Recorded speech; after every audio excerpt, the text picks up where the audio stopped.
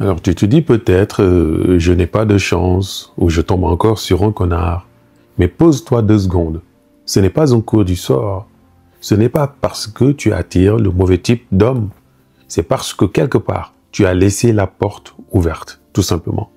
Tu ne l'as pas choisi par hasard, ce gars-là. Il y avait des signaux dès le début. Mais tu n'as pas voulu les voir. Tu étais prise dans l'élan, dans l'envie d'y croire. Et surtout dans l'idée que ça allait marcher cette fois-ci. Et tu sais pourquoi. Parce que tu as appris à te contenter de rien. À espérer qu'avec un peu de patience, d'amour et de compréhension, il finira par changer. Ce genre de mec, tu ne l'attires pas. Tu le laisses entrer et tu restes. Trop longtemps d'ailleurs.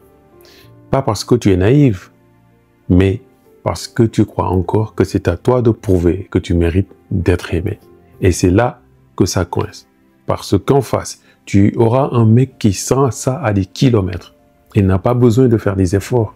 Il peut être distant, flou, désengagé. Tu vas rester quand même. Tu vas comprendre quand même. Tu vas excuser et tu vas ajuster ta posture.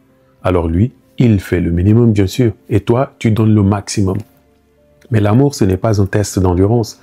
Ce n'est pas à toi de porter la relation sur ton dos.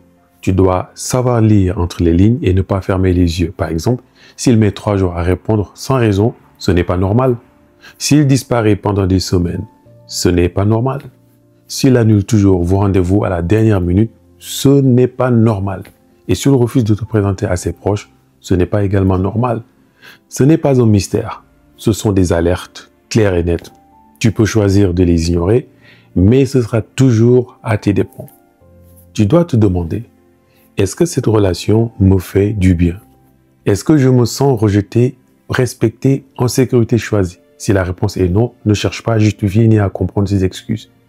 Tu n'es pas là pour réparer un mec ou faire une mission sauvetage. Tu es là pour vivre une vie qui te nourrit et pas qui te vide. Alors, comment tu arrêtes ce cycle? Tu commences par arrêter de tout pardonner d'emblée. Tu poses des limites et tu t'y tiens. Tu arrêtes de te donner aux gars qui ne te donnent rien en retour. Tu ne respectes pas pour espérer qu'ils changent. Tu pars quand ça ne va pas. Tu refuses de faire semblant que tout va bien quand ce n'est pas le cas. Plus concrètement, ça veut dire quoi? Ça veut dire que quand tu sens qu'il joue à cache-cache, tu lui dis que tu ne tolères pas ça. Quand il ne répond pas à tes messages pendant des jours, tu ne relances pas. Et quand il te fait sentir que tu es une option, tu fais ta valise. Tu te mets en priorité tout le temps et pas en option. Parce que personne ne viendra te chercher si tu restes là planté à attendre. Au final, tu ne contrôles pas les autres, mais tu contrôles ce que tu acceptes. Et c'est là que tout change. Alors abonne-toi et appuie sur le pouce bleu pour être notifié. Pour être accompagné, n'hésite pas à appuyer sur le lien de la description ou bien en commentaire et ce sera avec plaisir que je t'accompagne pour que toi aussi tu puisses remettre de l'ordre dans tes relations, que tu puisses changer ta posture et sauver ta relation. À très vite. Ciao.